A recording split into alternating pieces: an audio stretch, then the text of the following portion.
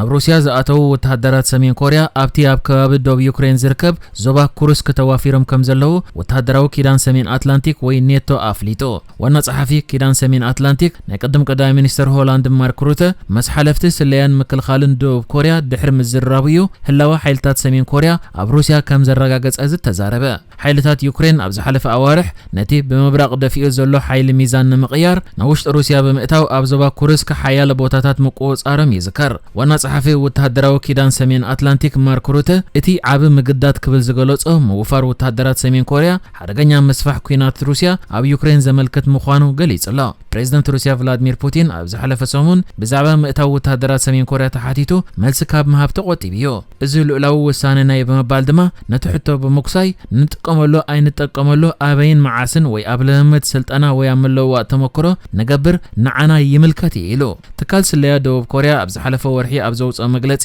ብውሕዱ 1500 ወተሃደራት ሰሜን ኮርያ ናብ ሩስያ ከም ዝኣተው ሓቢሮም እምበር ይዝከር። ደቡብ ኮርያ ነቲ ስጉምቲ ዘለዋ ተቃውሞ ብምግላጽ ዲፕሎማስያዊ ምንቅስቓስ ከተካይድ ጸኒሓ እያ። ፕሬዚደንት ዩክሬን ቮሎዲሚር ዘለንስኪ ብወገኑ ኣብ ዝቐረበ እዋን ተወሳኺ ወተሃደራዊ ደገፍ ንምርካብ ኣብ ሃገራት ምዕራብ ኤውሮጳ ዑደት ኣብ ዘካየደሉ እዋን ሰሜን ኮርያ ኣጽዋርን ወተሃደራትን ናብ ሩስያ ተእቱ ከም ዘላ ገሊጹ ነይሩ እዩ። ኔቶ ከም ዝብሎ ሰሜን ኮርያ ድሮ ብሚልዮናት ዝቝጸር ተተኮስቲ ንሩስያ ሂባላ። ሩስያ ብወገና ምዕቡል ወተሃደራዊ ቴክኖሎጂ ዝርከቦ ደገፍ ናብታ ብእገዳ ምዕራባውያን ሃገራት ዝማሰነት ሰሜን ኮርያ ክትህብ ተሰማሚዓ ምህላውን ተገሊጹ።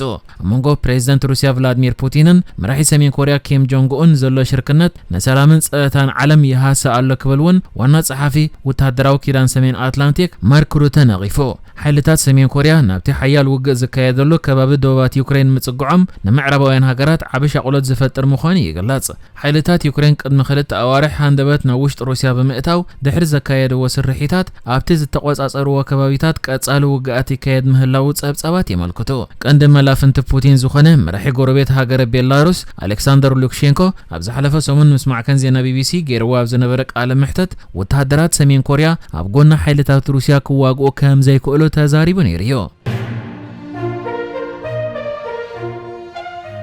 በኤርትራ አስመራ ሆስፒታል ኦሮታ ካብ ዓዲ ጣልያን ዝመጹ ሓካይም ንህፃናት መጥባሕቲ ልቢ የካይዱ ምህላዎም ተገሊጹ። ኣብ ቀጽሪ ሃገራዊ መወከሲ ሆስፒታል ኦሮታ ተደኪኑ ኣብ ዝርከብ ማእከል መጥባሕቲ ልቢ ኣስመራ ካብ ዓዲ ጣልያን ዝመጹ ኣባላት ጉጅለ ሓካይም ሜድ ኣክሽን ባምቢኒ ካብ 23 ክሳብ 31 ጥቅምቲ መጥባሕቲ ልቢ የካይዱ እዮም ዘለዉ። እቶም ካብ መላ ሃገር ዝመጹ ህፃናት ኣቐዲሞም ተመርሚሮም ከከም ክብደት ሕማሞም ቆጸራ ተገይርሎም ዝነበሩ ምዃኖም እውን ተፈሊጡሎ። መሰረት ወፂ ዘሎ ዜና ድማ ዲሞን ካብ 22 መስከረም ክሳብ 5 ጥቅምቲ ብሸሞንተ ጀርመናውያን ሓካይም ሓፈሻዊ መጥባሕቲ ን79 ህፃናት ካብ 6 ክሳብ 19 ጥቅምቲ ድማ ብ21 ኢጣልያውያን ሓካይም ን24 ህፃናት ናይ ልቢ መጥባሕቲ ተኻይዱ ምንባሩ ተገሊጹ። ኣብዚ ዝካየድ ዘሎ ናይ ልቢ መጥባሕቲ ንመጀመርታ ግዜ 3 ኤርትራውያን ሓካይም ክሳተፉ ክኢሎም ምህላውን ተሓቢሩሎ። እቲ ዝካየድ ዘሎ መጥባሕቲ ኣመና ዝተሓላለኸ ብምዃኑ ኣብ ውሽጢ 4 መዓልታት ን9 ህፃናት መጥባሕቲ የካይዱ ዘለው ተገሊጹ። ካብቲ ዛጊት ተኻይዱ ዘሎ መጥባሕቲ እቲ 6 ብኤርትራውያን ሓካይም ክካየድን ከሎ ኣዋሃቲ ጉጅለ ሓካይም ሜድ ኣክሽን ባምቢኒ ኣብ መጻኢት መደብ ሙሉ ብምሉእ ብኤርትራውያን ክካየድ ንምግባር ኣብ መስርሕ ከም ዘለውን ሓቢሮም። እዚ ከምዚ ኢልን ከሎ ድማ ካብ 4 ክሳብ 15 ሕዳር ካብ ዴንማርክ ብዝመጹ 10 ሓካይም ሓፈሻዊ መጥባሕቲ ካብ 13 ክሳብ 23 ሕዳር ካብ ሃገረ ጀርመን ብዝመጹ 8 ሓካይም መጥባሕቲ ስርዓተ መትኒ ካብ 28 ሕዳር ክሳብ 6 ታሕሳስ ድማ ካብ ኣውስትሪያ ብዝመጹ 11 ሓካይም መጥባሕቲ ስርዓተ ሽንቲ ክካየድ መደብ ተታሒዙ ከም ዘሎ ምምሕዳር ሃገራዊ መወከሲ ሆስፒታል ኦሮታ ሓቢሩ። በኤርትራ በደረጃ ሀገር ሓደጋታት ትራፊክ ኣብ ቀዳሞት 9 ኣዋርሕ ናይ 2024 ካብ ተመሳሳሊ እዋን ናይ 2023 ብ7 ሚታዊት ከም ዝወሰኸ ተሓቢሩ። ኣብቲ ወፂ ዘሎ ዜና ካብ ጥሪ ክሳብ መስከረም ናይ ዝዓመት እዚ ኣብ መላእ ሃገር 3061 ሓደጋታት ትራፊክ ከም ዘጋጠመ ብሰንኩ ድማ 114 ሰባት ህይወቶም ክስእኑ ከለዉ 1531 ኣካላዊ ጉድኣት ከም ዝወረዶምን ኣብ ንብረት ድማ ልዕሊ 31 ሚልዮን ናቕፋ ዝግመት ዕንወት ከም ሰዓበ በመጥቃስ مطن موت ب8.5 مئታዊት ክውስኽ እንከሎ መጠን ኣብ ንብረት ዝወረደ ዕንወት ድማ ብ10.5 مئታዊት ከም ዝነከየ ተገሊጹ እቶም ቀንዲ ጠንቂ ሓደጋታት ድማ ቀዳምነት ዘይምሃብ መስመርካ ዘይመሓዝ ርሕቐትካ ዘይምሕላው ብዘይ ኣገባብ ምምላስ ከምኡውን ሓደገኛ ኣመራርሓ ከም ዘጠቓልል ተገሊጹ ኣሎ 97 مئታዊት ናይቲ ሓደጋታት ኣብ ክልል ዕድመ 29 ክሳብ 59 ዓመት ብዝርከቡ ደቂ ተባዕትዮ መራሕቲ መካይን ከም ዝተፈጸመውን ተገሊጹ ብጀካዚ ልዕሊ 107,685 ተሽከርከርቲ ሕጊ ትራፊክ ጥሒሰን ከም ዝተረኽባ ብድምር ድማ ልዕሊ 20 ሚልዮን ናቕፋ ከም ዝተቐጽዓን ተገሊጹ ኣብ ኢትዮጵያ ንልዕሊ 10 ዓመታት ዓሶ ካብታ ሃገር ንምጥፋእ ከካየድ ዝጸንሐ ልዑል ጻዕርን ንድሕሪት ብዝመለስ መልክዕ ኣብ እዋን ኣብታ ሃገር ዓሶ እናገደደ ይመጽእ ምህላው ተገሊጹ ኣብ ኢትዮጵያ ዕጥቃዊ ግጭታት ለውጢ ክሊማ ከምኡውን ተጻዋርነት መድሃኒት ዘጥረዩ ጣንጡን ነቲ ሕጂ ዝረአ ዘሎ ብዝሒ ዓሶ ዘጋደዶ ምዃኑ ዝተገልጸ ኮይኑ መወዳእታ ወርሒ መስከረም 2024 ልዕሊ 6.1 ሚልዮን መልከፍቲ ሕማም ዓሶን 38 ሞትን ከም ዘጋጠመ ተገሊጹ ኣብ 2023 4.5 ሚልዮን መልከፍቲ 469 ሞት ኣጋጢሙ ምንባሩ ዝተገልጸ ኮይኑ እዚ ቁጽሪ ምስ ናይ ሎሚ ዓመት ክነጻጸር እንከሎ ኣመና ከም ዝዛየደ ተገሊጹ ኣሎ ኣብ ክልል ኦሮሚያ ጥራይ ኣብ ዝሓለፉ 3 ኣዋርሕ 1.4 ሚልዮን መልከፍቲ ከም ዘጋጠመ ተሓቢሩ እዩ ዘሎ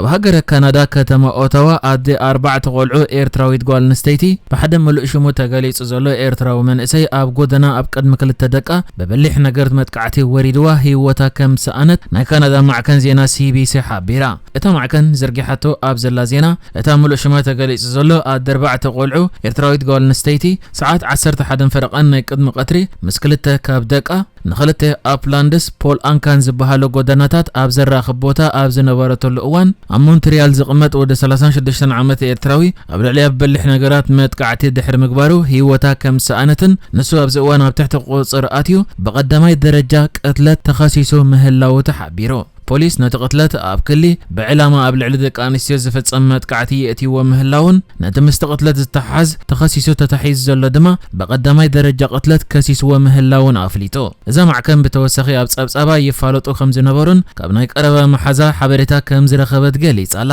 ቅትለት ናይ ዛ 36 ዓመት ኤርትራዊት መንእሰይ ኣብ ቅድሚ ክልተ ደቃ ከም ዘጋጠመውን እታ ማዕከን ክትገልጽ እንከላ እቲ ምስ ዝፍጻመ ብዝተሓዝ በቀዳማይ ደረጃ ቅትለት ተኸሲሱ ዘሎ ውልቀ ሰብ ድማ ድሕሪ ገለ دقائق ناي تقتلت اب علاوي ناي فيسبوك حسابو تفصم زبل صحف كم زرغحون كابت ابالات زخونو محبرسب حبريتا كم زرخبت كتغلص انكلا ايت صحف دما دحرتي قتلت كباب 10 دقائق صنيحو زتزرغح مخانو ونغليصالا يخون بر اذا معكن اب صبصبا ايتا ناي فيسبوك حساب نسودي زكايدا اي كايدان حبريتا كم زيبلان ايت صحفون نسودي زرغحو اي زرغحون زرزر حبريتا كم زيبلا غليصالا اتفصامه كلت غدناتات اب زرخبلو مزاني بوتا وي بارك بمفصامو دما نتفصامه باكال زرأيوا بوزحات كم زلوون اذا معكن كتغلص انكلا نتا غداي بقربا زفلطوا ابزهابو مغلصيتا دما بتفصامه امنا حزينوم كم زلوون حوستن توازايتن كم زنبرتن لبم تسيرو مهلاون ازيوم كم زحازونن صبق هيوتن حدارن كم زنبراون غليصوم አለው